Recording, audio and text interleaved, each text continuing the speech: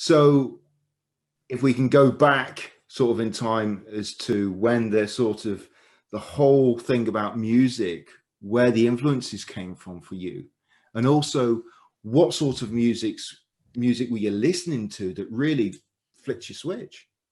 So, right. Okay. So for me, I just as a little kid, before I even like knew what I liked, or before I had any ideas about what my taste was or what I was interested in, I was fixated on Jimi Hendrix. Um, and I've listened to a lot of music since then, and I've loved a lot of other musicians since then. But one thing I have come to appreciate about Jimi Hendrix especially is that every time I learned more about being a musician, or every time my sort of understanding of what being good at music was expanded, I noticed that he was still good at those new things I cared about. Like in the beginning, he was just sort of a cool, showy guitar player. Yeah. And I was like, well, that's cool. But the more I cared about him as a songwriter, him as a vocalist, him as a lyricist, him as sort of a guy thinking more on a producer level about sound itself and tone and like double tracking on a record and building out a song, like arrangement, the more global I came to see making music, the more I would always have a renewed appreciation for Jimi Hendrix. So he's always sort of been number one for me. And the other thing is like some of his songs are kind of played out a little bit, or you might think they're played out, but the years will go by where I feel like I don't need to hear Purple Haze again. I still love Jimi Hendrix, but I maybe don't need to like put on the headphones and listen to Purple Haze from beginning to end. But there will be times when it's like the mile counter in my mind like goes back to zero. Yeah. And like I'll hear the solo in Purple Haze and be like, oh my God, I'm hearing this for the first time again. This is some insane shit. This is really, it really is. It really holds up. So obviously I could talk a lot about Jimi Hendrix. There's a lot of other musicians that have nothing in common with Jimi Hendrix that I've come to love since I was a little kid. But that's where it started. And then specifically to pedal world, I also think he was a good example because he was very experimental and was very into effects and took a big view of expanding ideas of what the guitar could sound like and embraced that whole world. But it was always a stop along the way to making a cool album. Yeah. And the effects and the pedals and the gizmos, even though that was a big part of his thing, was always kind of instrumental to getting to this larger thing he was trying to do, which was artistic. And that's a big part of how I try to keep that in mind. And the pedal demos I make, I also try to make them with that in mind. I don't do unboxing videos. I don't do should you buy this pedal videos. I don't do what are the pros and what are the cons. I don't care about any of that. I feel like the only thing that matters is are you trying to do something creative with this? And I think Jimi Hendrix is especially a good role model on that level. Yeah, I agree, and you'll be interested in an interview that we've got tomorrow with an effects builder called Franco. It's being posted tomorrow. He's like yourself. He's a huge Jimi Hendrix fan, and Franco builds pedals. And you'll be very interested in the interview because Franco talks about the pure interaction between the guitar and the amp. That's the best connection there is, and everything in between it affects that interaction in some way and almost affects in a negative way the purity of it. So he keeps his pedal collections very minimalist to try and keep that signal, that path as pure as possible. Very much same as what Jimi Hendrix did in some respects. Would you agree? Yeah, I do. I mean, he never, if you look at the stage at his shows, there was at most 3 pedals down there, I think. Right? I think at most he was running like a fuzz, a wah-wah, and a univibe. I think that's as far as he ever got. Because in part that helps keep the signal purer. And that's, I guess, all he needed. It's also worth mentioning that the Jimi Hendrix clean tone is awesome. I mean, he had a lot of like face melting fuzz plus octave, like a screwdriver right in your eye. He did that well, but the Jimi Hendrix clean tone, where it was just sort of like the Marshall sound, but with the guitar volume low, maybe, or the Marshall sound, but not in full breakup mode. That sound, like the Wind Cries Mary tone, is a great clean sound. And I feel like one of my secret weapons, which has no business being a secret, is using Marshalls on clean and using Marshalls as pedal platforms. You got to dial them in, and you got to do some extreme things with the knobs. Yep. You know, sometimes you got to turn treble to like 0, or turn presence to, sometimes you have to turn knobs to places where people think if it's on 0, it's not going to sound good. That's right. But all I'm saying is that the Jimi Hendrix clean tone is like weirdly great. Yeah, absolutely. Another guitarist who I really admire their clean tone, and that's John Frusciante, of when he was in Chili Peppers. Mm-hmm. Now, you listen to his guitar playing and his tone, it's clean, and it's just blissful. Really, really nice tone. And I really, I admire that kind of tone, because it is unforgiving. If you make a mistake, it's going to show up. Whereas if you're playing through a fuzz and it's distorted, that it is a little bit less forgiving, isn't it? Do you know what I mean? For sure. Yeah, no, if John Frusciante is a good example also of living in that world. And I feel like everything he does is very deliberate. Like every note choice on those records is very deliberate. I don't love every single Red Hot Chili Pepper song, but anytime you hear him play, especially in the clean way that he does, you know that it's you can just hear how intentional he is. Yeah. And if you ever hear him talk in an interview, it's also very clear that like that guy refuses to say or do anything that does not feel 100% true to his beliefs. Yeah, absolutely. And so when did you start getting, I mean, obviously you listen to Jimmy playing fuzzes and vibes and stuff like that. When did you start getting into effects? I mean, I can remember my first guitar effect. It was a delay from the 80s. It was extremely poor. I wished I still had it for nostalgia reasons, that alone. But, what was your first effect? And so this is kind of an interesting question for me, because for like the first 10 years that I played guitar, I was like anti-effects. I was like I had like strongly held opinions about this, and I'm not going to defend them. But for the first 10 years I played guitar, I was like, effects are for people who didn't take guitar lessons, and effects are for people who are trying to cover up sloppy bullshit. And now, I'm not saying I think that now, but I went through a long phase where I was like, delay is for people who can't make it happen just with technique.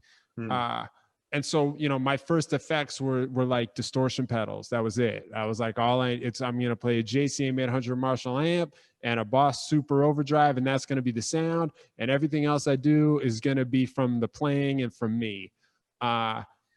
And I was like really uptight and very serious about guitar playing. And, you can probably picture the kind of guitar player I was.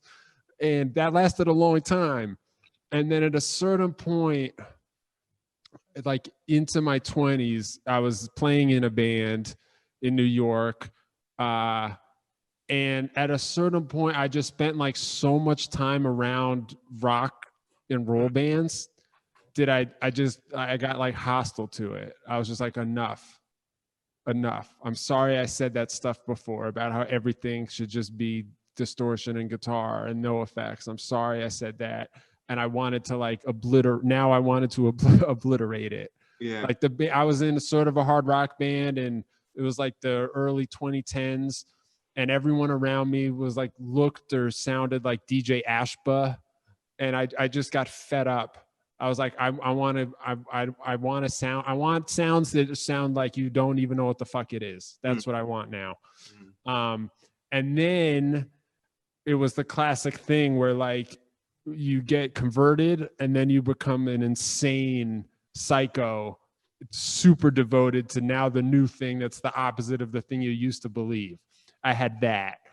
I'll send you a picture of my current pedal board if you want to like edit it in, because I went super far on the other way. I had effects loops added to my JCM 800 amps.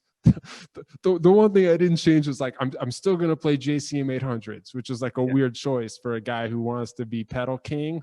I was like, the amps are coming with me. So I had effects loops put in my JCM 800s, and then I made a really insane pedal board that had like part of it is going in the front of the amp, then it comes back out, but the rest of it's going in the loop. I was using Marshall as a pedal platform. I had like a million effects on there.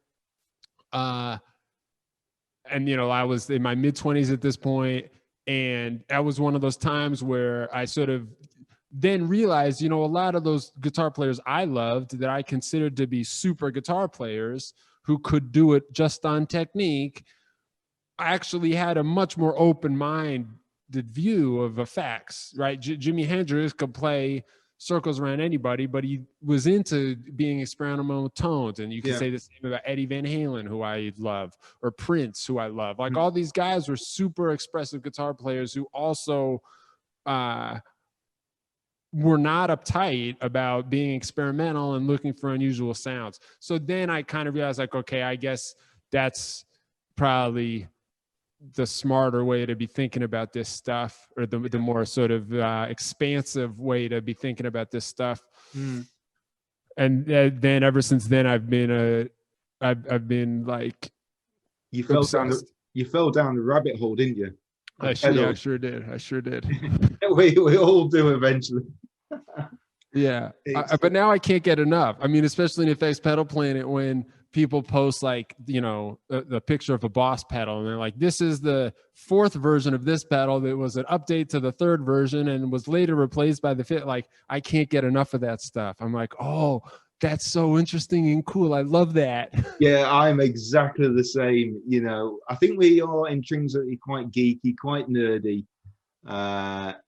You know, and it's not just the pedals, it's all the sound, it's the artwork on them, it's the gut shots, the internals.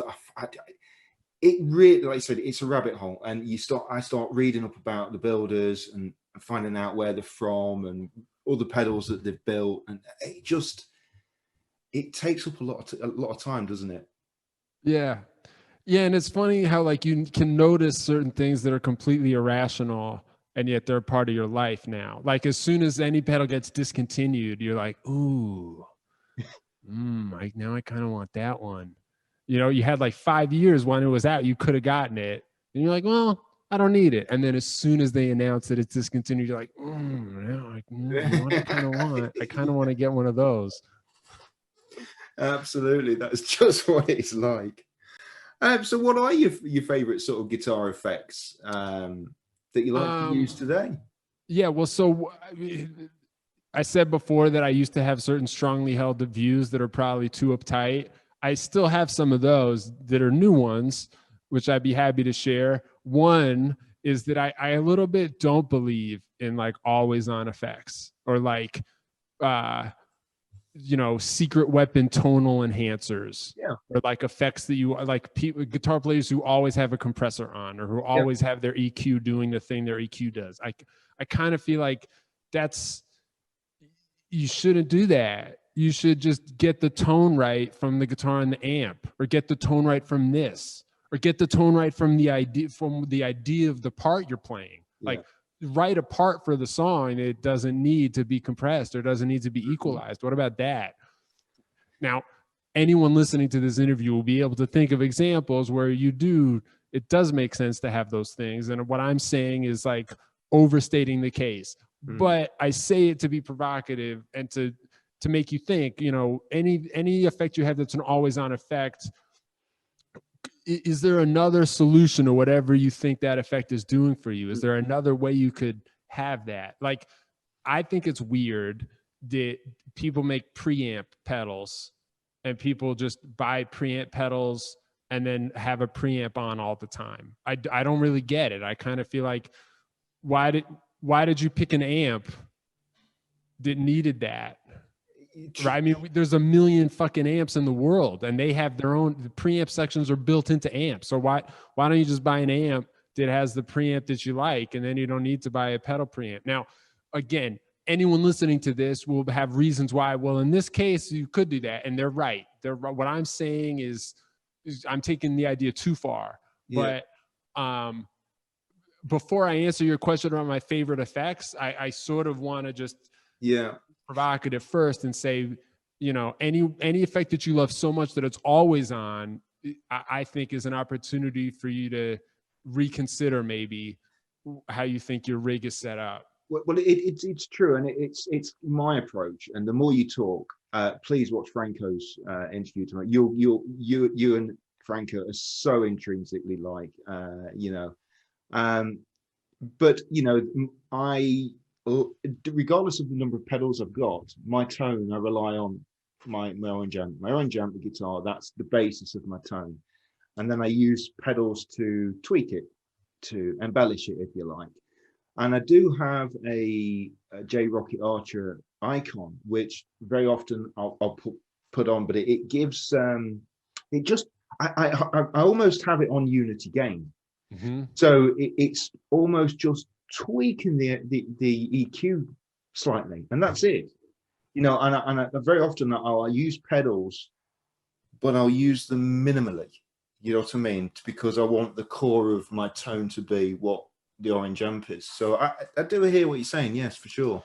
Yeah, and I think there are, yeah, like what you said makes sense. And like I heard an interview with Eric Johnson where he talked about like there's a specific Fender amp he uses with a specific signal chain, and it's perfect and it's everything he wants, but there's one EQ frequency that he has to notch out. And if he can just notch that out, then it's really, really perfect. Yeah. And, you know, people like to pick on Eric Johnson for being a psycho with this stuff and hearing stuff that nobody else hears and maybe it's not really there. Yeah. But that's the kind of approach that I actually don't find fault with. Like if you get as close as you can to the most perfect tone ever, and it turns out that like, you know, 32K has to go, and so you need an EQ pedal that's notching that out at all times. Yeah.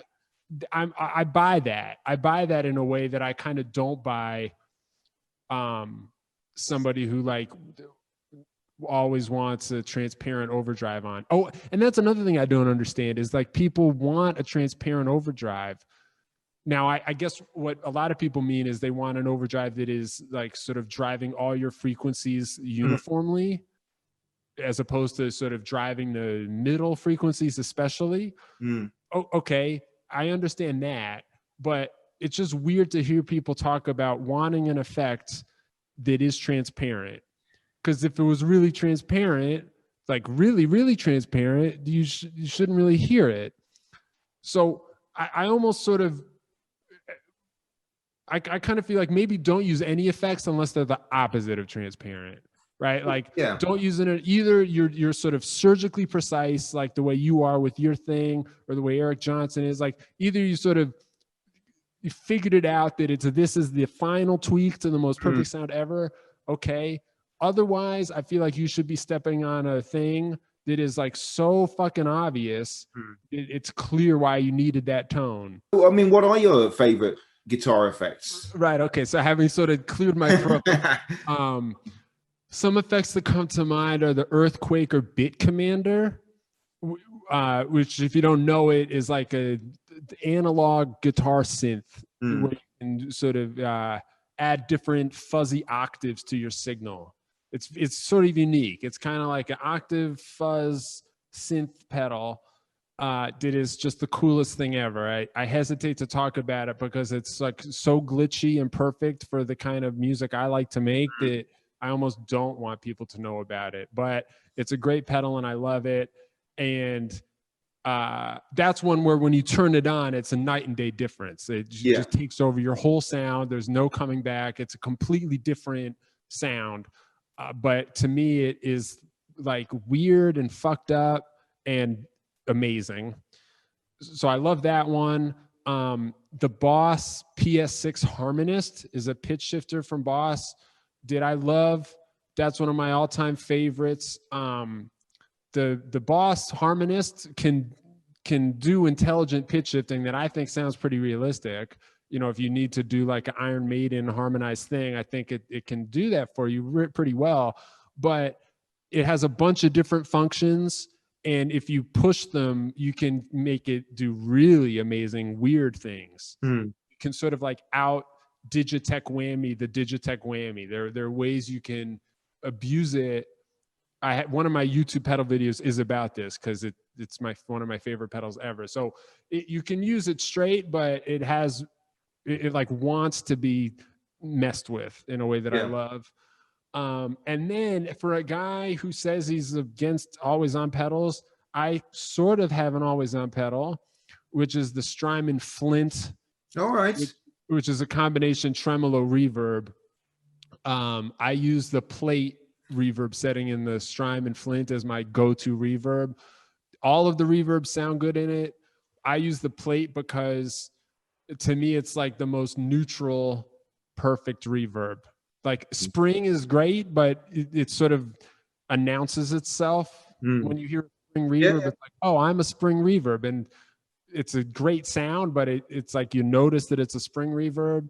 And it also does a digital like 80s rack mount hall reverb that also sounds great, but is a little bit you know, I have it in a Marshall, so the 80s hall reverb gets it's getting like too much treble. It just sort of gets a little whistly in the reverb trails of that. But the plate to me is just, you don't even know what it is. It just sounds good, and it's back there and it's perfect.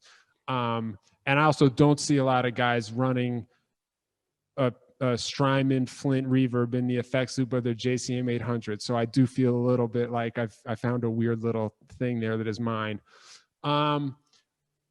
So yeah, those are some favorites. There's and here's one more. Sorry, the only signature piece of gear I use. This is another one of my like annoying, uptight beliefs. Is like I'm resistant to using signature gear for no reason. It's just my pride. I kind of don't want to use a thing if it's some other guy's thing. The one piece of gear that I do use is the Eddie Van Halen 5150 distortion pedal. And I love Van Halen, but that's not even why I use that distortion pedal. I use it because it's such an insanely good distortion pedal that I got over my aversion to using signature gear. That distortion pedal is amazing. I mean, one, you can transform any amp into like a serious gain monster. Yeah. But not in a cartoon way. And I think there are ways to bring it sort of a little bit back down to overdrive territory. And that's another one where I'll also say this. Here's a pro tip for anybody listening. Try the 5150 with treble on 0. I think people are afraid to put knobs on 0 because it just seems like that's not going to be a real setting. But 0 can be good. 0 can be the right choice. And 5150 distortion with treble on 0, just try it. Anyone listening, just try that and see what happens to your life.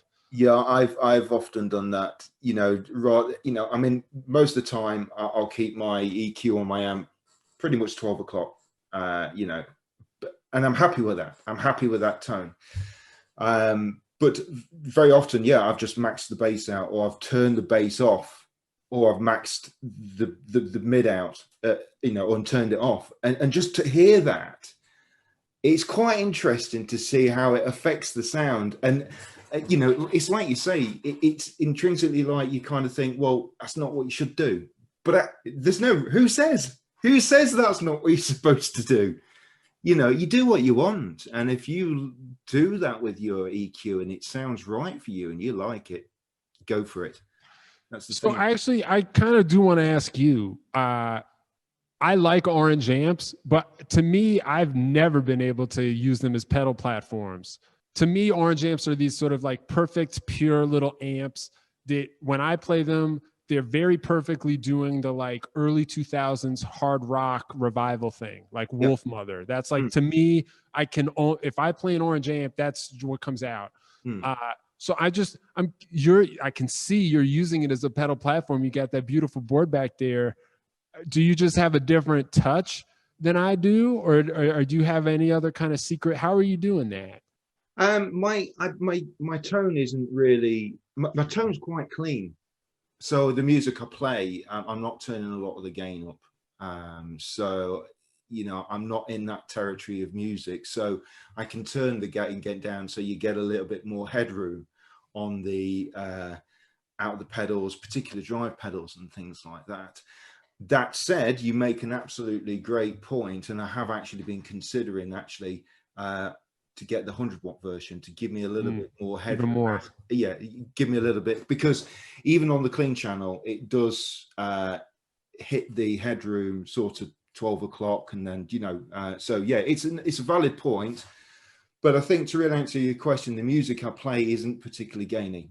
And I've often had, even when my gain is been at around, so if I'm playing on the dirty channel, even when my gain's been at around sort of 130, something like that. So it's pushing the, you know, the preamp. Even people have said to me, your tone sounds clean. And it's like, it's not actually, it's quite dirty. But for whatever reason, I've just got this kind of clean tone. That's cool. But yeah, I've considered a 100-watt amp. But why I like that is the simplicity. I mean, yes, it's got a sort of 3-band EQ. On the clean channel, it's got a 2-band EQ. I just like the simplicity of it. So I could just plug in. I know what I'm going to get. I know the sound I'm going to get. I'm going to be happy with it, and I can play. Yeah. That's really the simplicity of it, and the quality of the sound that I want, and the build that I want is why I choose Orange, really. Cool. Yeah, thank you. That was a great answer to my question. So what's your sort of thoughts on where we're maybe going on with certain effects, particularly drive pedals and things like that? Have we got to a point whereby what has been done we've achieved everything? I mean, I don't think it's over. I do think it's sort of a golden age, I guess, because it used to be hard to get,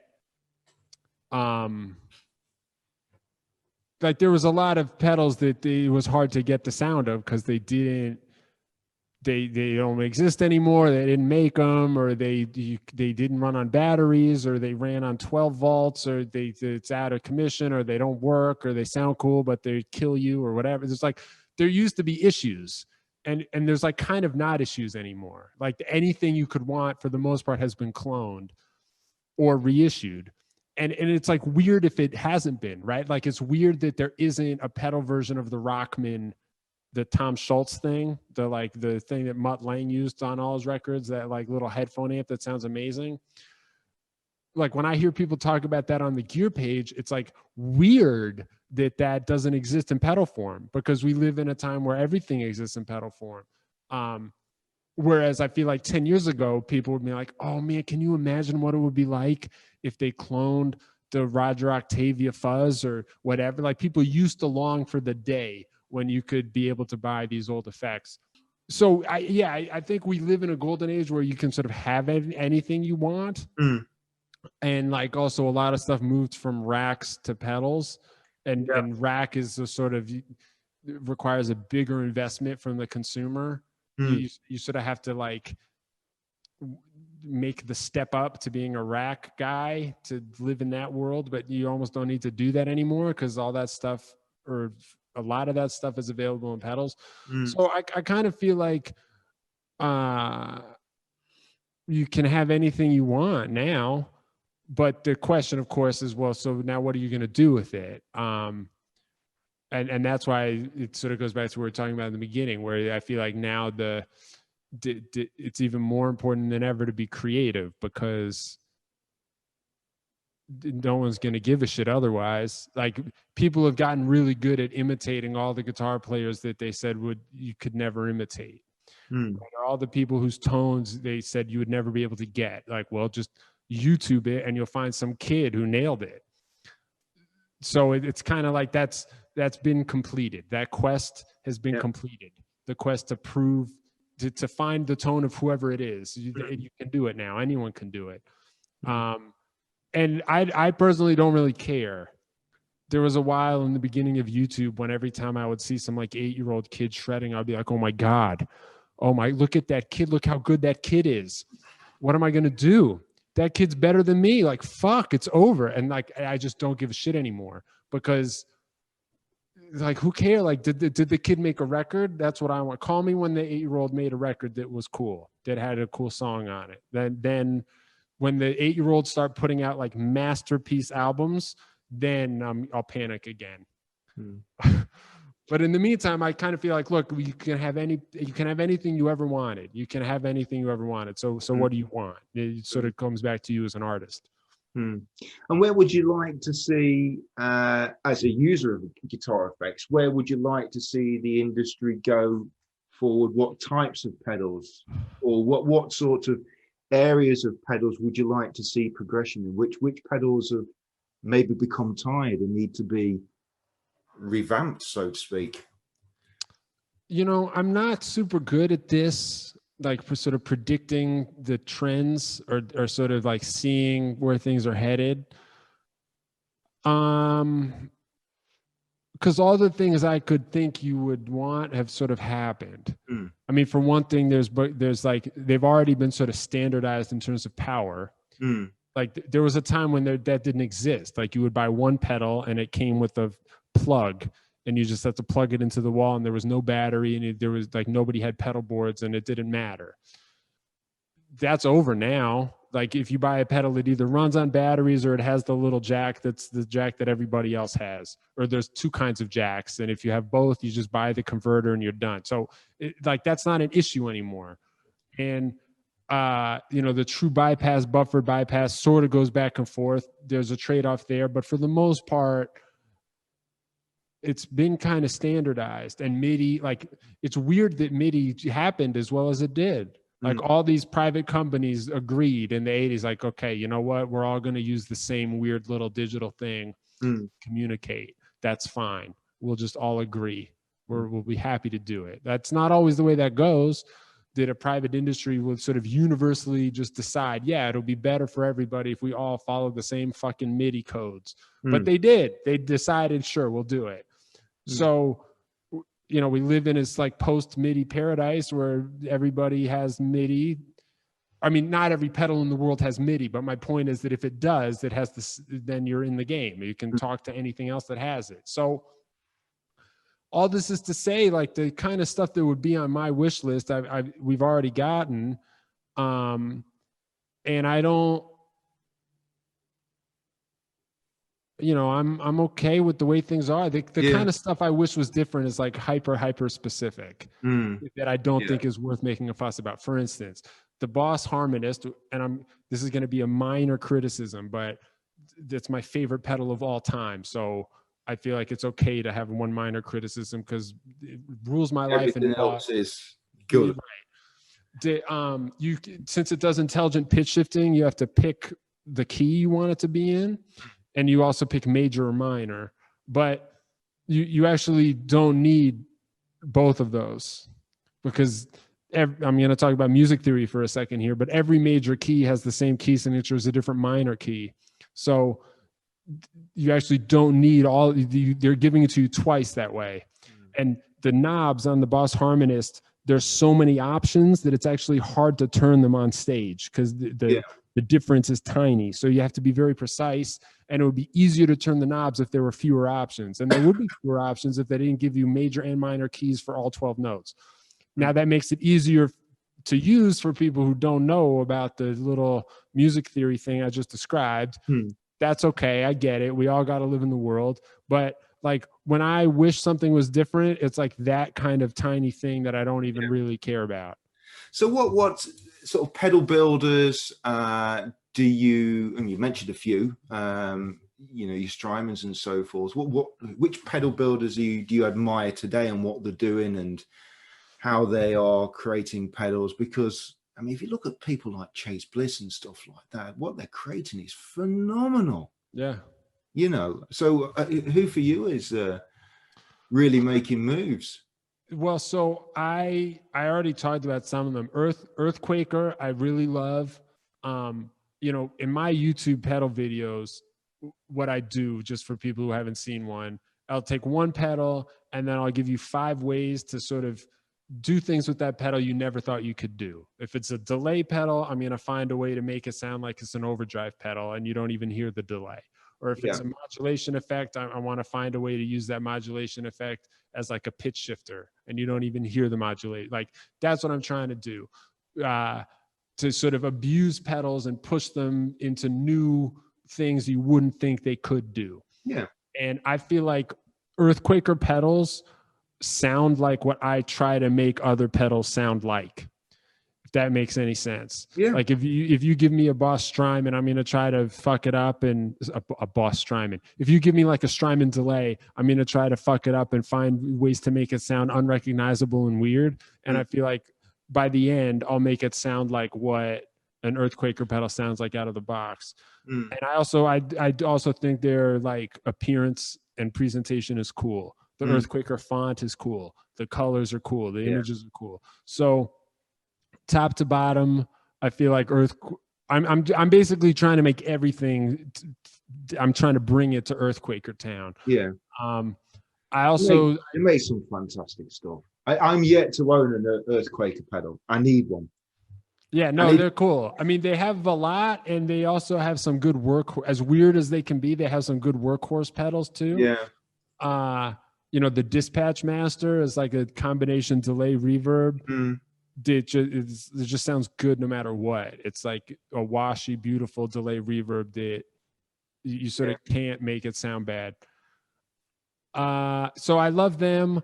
I love Strymon too. I mean, Strymon also helped my YouTube channel in a big way. I put up one gear demo of the timeline.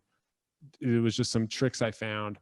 And then Strymon liked that so much that this was right before they put out the Night Sky, which was their newest pedal. They just were like, hey, do you want to do a demo of our new pedal? And I had fewer than 100 subscribers. I was just some guy who made a timeline video that was different, and they saw it and liked it.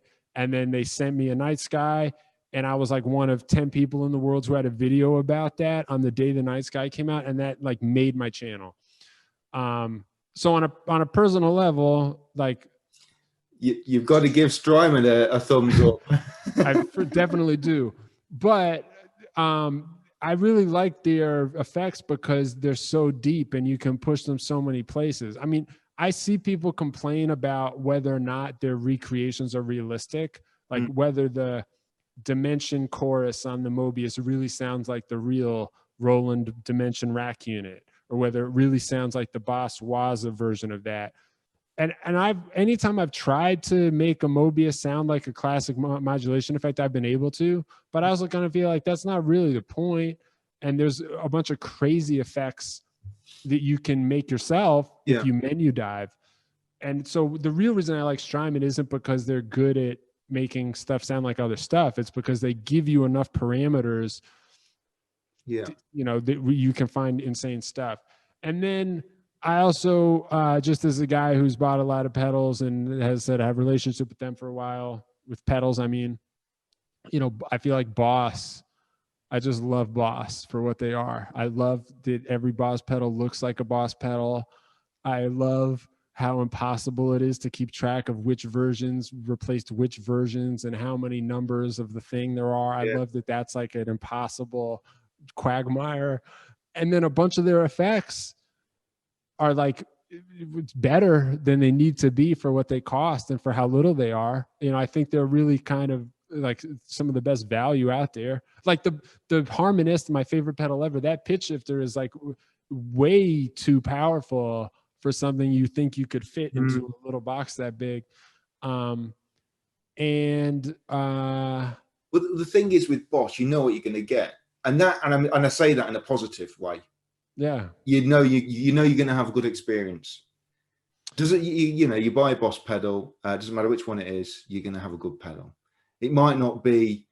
You may prefer others within that type of pedal range. So I've got the RV5, I think it is, or either RV5 or RV6. I love other reverb pedals, but that is brilliant. Yeah. And it's got, even though it's got so far as options are concerned, compared to you know, a Big Sky or something like that, the options are far less. But I can spend hours just playing around with the different types of reverb, and it's just a quality pedal. It looks the same as it was when it was in the 80s. It's not changed. Yeah, you know? no, the RV6 is one of their all-time home runs. Yeah. So yeah, and then, you know, I mean, I like more than those three companies. That there are a million companies I like, but those are maybe. Oh, and Moog. I want to talk about Moog. And one thing I like about them, there are a couple of things I like about them that set them apart. One, their instruction manuals are insane. I don't know if you've ever like read an instruction manual that comes from a Moog pedal. It's like a textbook about audio engineering. It's like, it's a little book you get where it's like, welcome to the world of ring modulation. Did you know that ring modulation works by multiplying two waveforms? And there's like graphs. They're not just telling you what the knobs do. Like you read a Moog instruction manual, it's like you're taking a college course. And I love that they're like, that's how serious we are about this. Yeah. But then there are other things about Moog where they're like, we don't give a fuck about what the trendy trends are. Right. Like the ring modulator I have has a drive knob that you can never bypass. Like even if you turn the pedal off, you're still going through the drive knob circuit. With no other company putting out pedals in the world right now would make a choice like that. But Moog does it because if you calibrate the drive knob carefully, it actually improves the switch. I don't remember exactly what the scientific basis for it is, but like they sort of struck a balance between buffered and true bypass. And in order for it to work as sort of perfectly and musically as it does, the compromise is that there's a drive knob that you are always going through. But if you calibrate that, the switch is like better.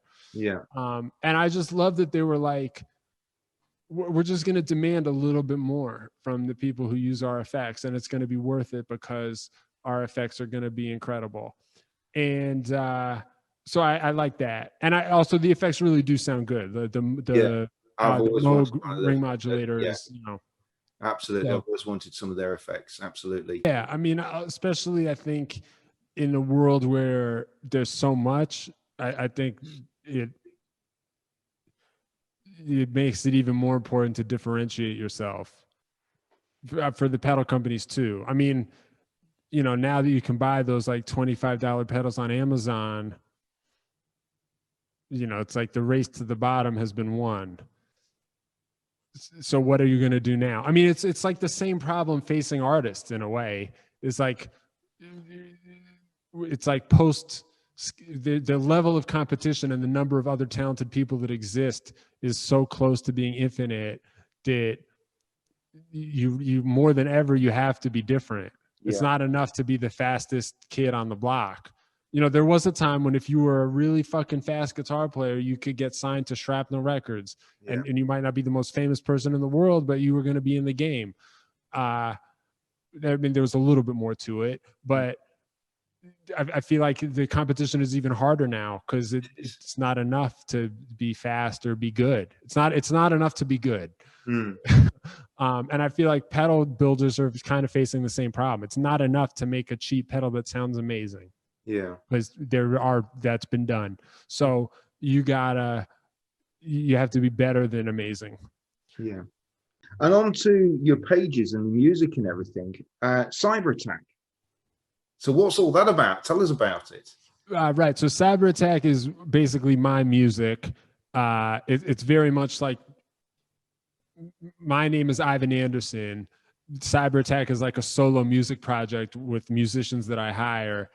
I gave it a band name because I've always been obsessed with band names. I just thought it was cooler to have a band name than it was to be like, you know, John Mayer. I didn't want to do that. I didn't want it to be like the Dave Matthews Band. I didn't want to do that. I was like, band names are fucking cool. I want a band name. So I gave my solo music project with hired musicians a band name, which is Cyberattack. So I write all the songs, I write the lyrics, I sing, you know, it's like me being a singer-songwriter, except instead of acoustic guitar, it's like weird, glitchy mayhem. Yeah, the videos as well, though. And you mentioned glitchy earlier on, and I nearly brought the videos up then, but I thought I'd wait. And yeah, your videos are very almost kind of glitchy, and I mean that in a very positive way. It suits the music, and it's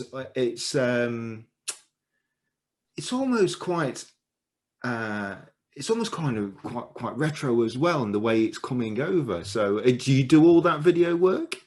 Yes, I have collaborators.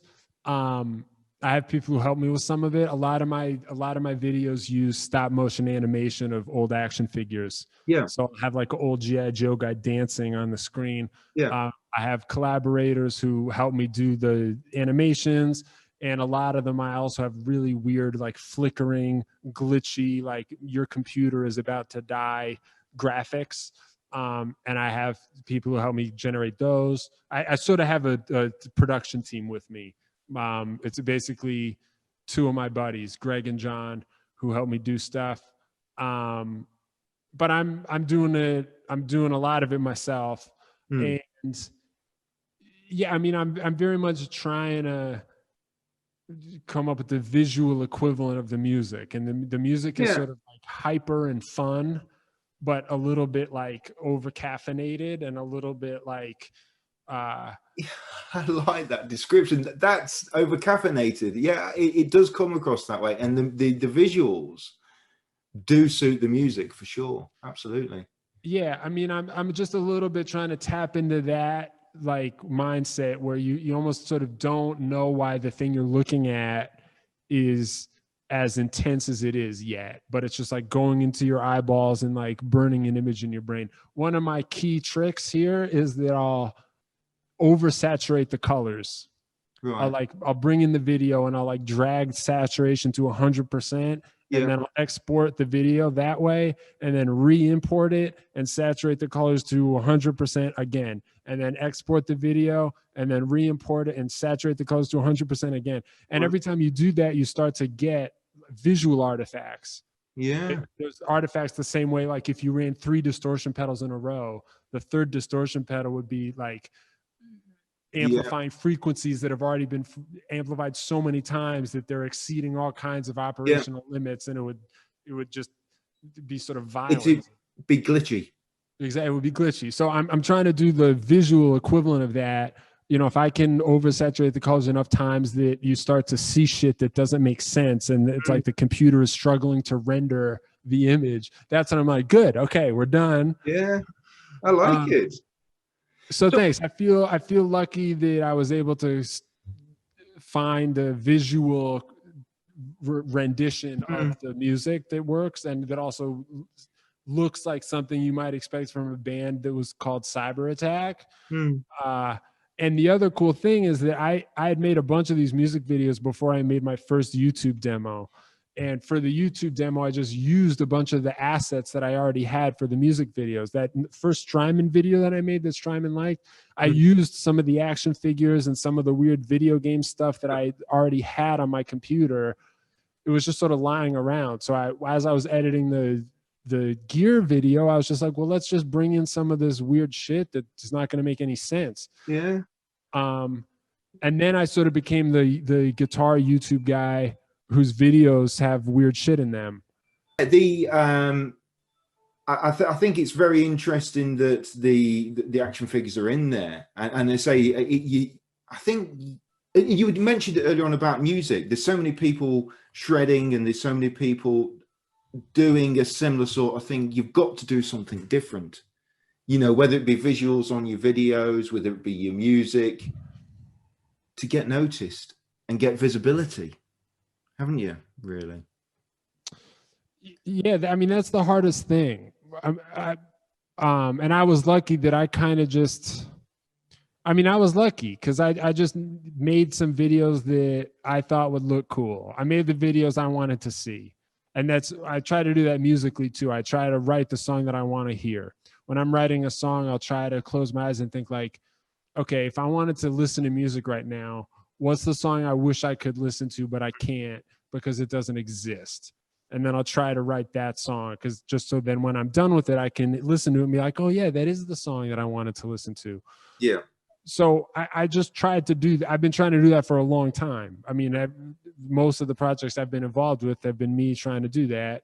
But it all sort of came together with the music videos and the pedal demos. And I was lucky that the first pedal demo I made got picked up by the company that I made it about. But the point is that if you try something and it doesn't work, if you try to just decide, you know what I'm going to do? I'm going to make a record that sounds like Maroon 5 because people like Maroon 5. And maybe I don't, but obviously there's money to be made. Well, if you do that and you don't make any money, you can't even listen to the record you made for fun, right? You don't have anything to show for it. So since it's a crapshoot anyway, you might as well make the thing that you want, so that at the very least, the consolation prize now is that you can listen to the record that you wanted to listen to. Sure. And what advice would you give to anybody that's wanting to start out a YouTube channel and also doing demos and things like that? What advice would you give? What advice would you give to me? Because I'm going to be starting doing demos soon. Well, I mean, we've covered it. The number one thing is you got to find something that's different. And that's hard because we're living in a world where people have found all kinds of different things that are amazing. So it's hard. But I would say,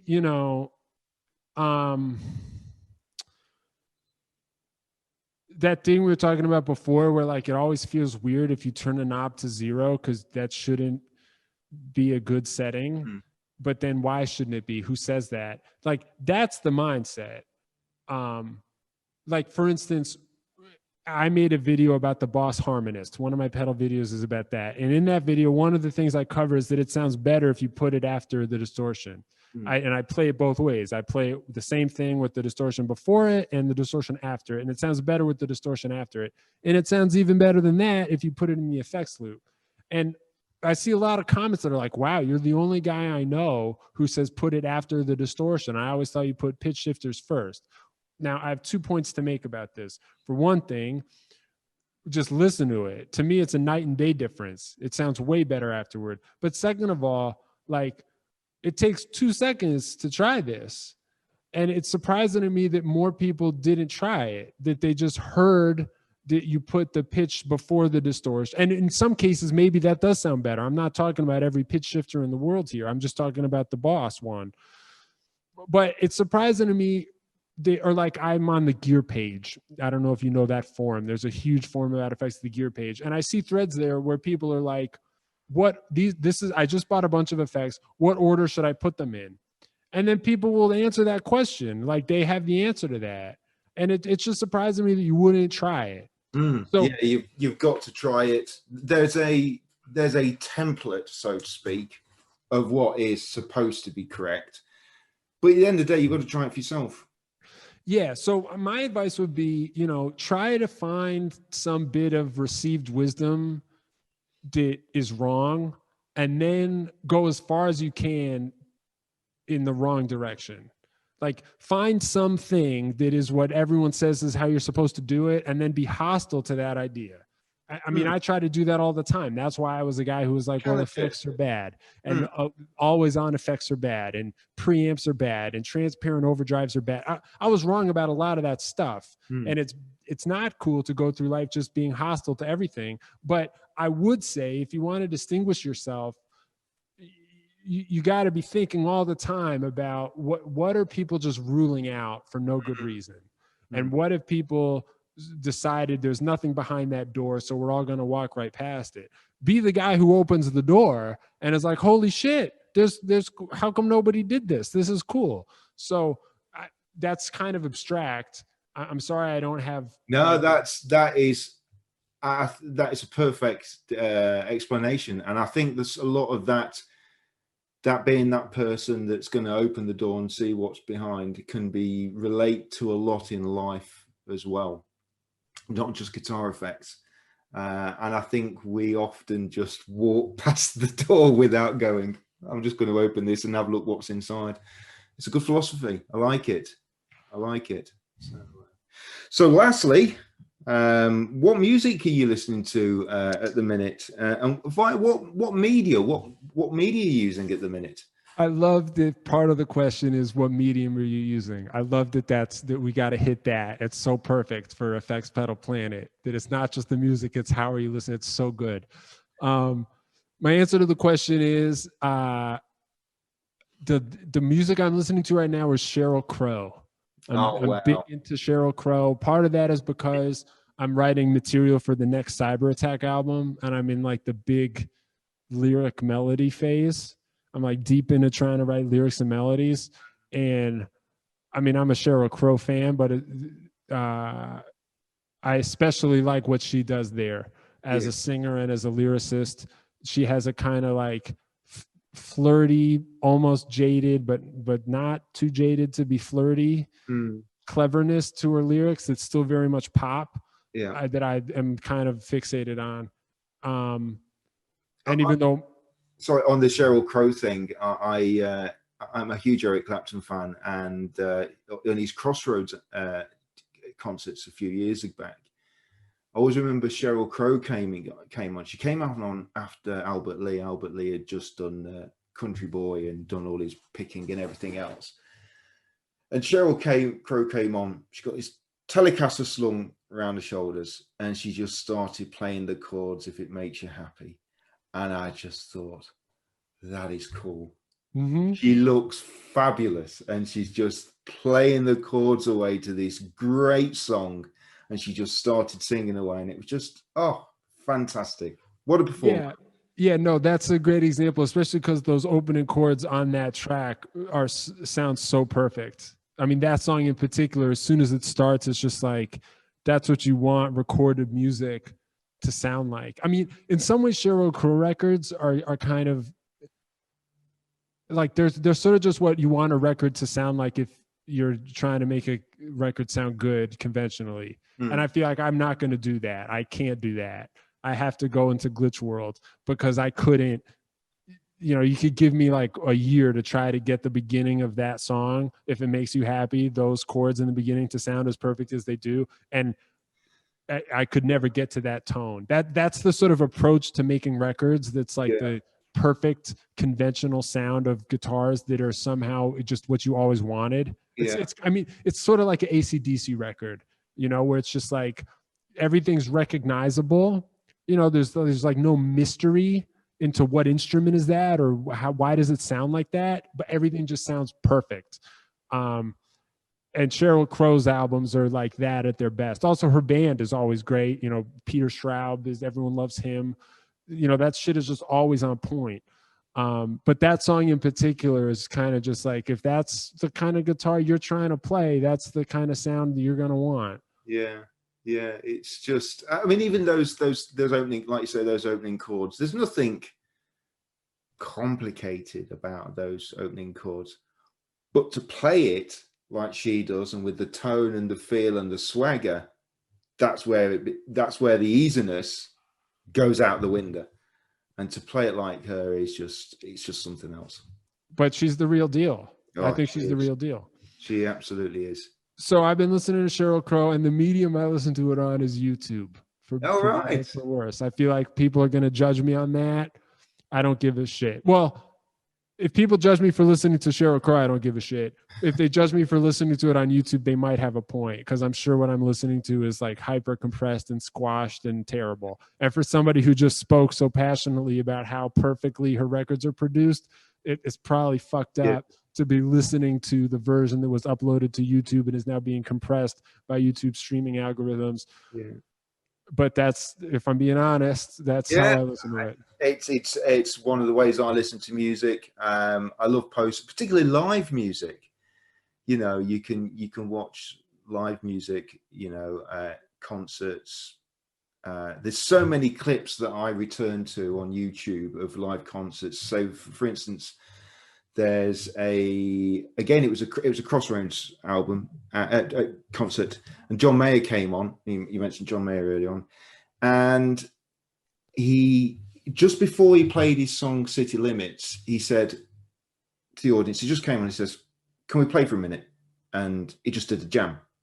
And he just started funking away on his guitar. And I keep going back to that clip on YouTube. It's awesome. It's just fantastic.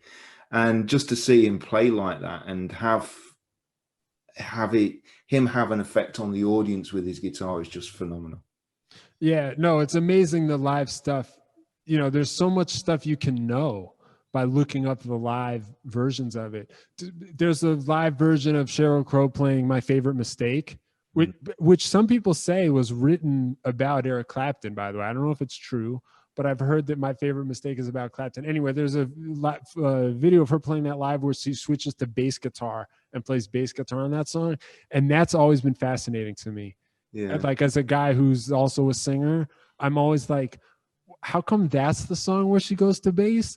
And like, what's happening to her and her like music inner ear mind body connection as a singer by going to bass on that? Because the other thing about singing is that like everything is mysterious and mystical, and like whatever you're thinking psychologically will change how you make the note and how the vowels, and like you have to, it's like so physical, and your whole body has to come together to sing well, and that stuff's hard. And so as someone who's like had to learn that, anytime I see a singer, I like make a choice like that, where like now for this one song she's playing bass. Yeah, I've always wondered, because obviously she hired the best bass player in the world, right? Whoever is her bass player could have played bass on that, but she wanted to. So anyway, I love wondering that about Sheryl Crow playing bass. Yeah, it is an interesting thought, isn't it? Is that she all of a sudden, you know, she decides to go onto bass when she's got bassists clambering to play for her, you know. So excellent. Well, lovely. Well, look, thank you very much for coming to join us, Ivan. It's been an absolute it's been really, really good fun. Yeah, this is great. No, thanks. I mean, I was excited just when I was invited to join FX Pedal Planet. So doing the interview for me is like a real red letter day. Oh, no, that's it's an honor to have you here, and you know, and please let's do it again. You know. Oh, for sure. Are you kidding? I feel like we just got started. Let's just do an hour on Sheryl Crow. How about that? Oh, I'm up for that. I'm up for that. Yeah, right, no, cool. we'll book something up later in the year, and you know, and see where your music's at and where your YouTubing's at and everything else, and so. But members will love it. So thank you very much.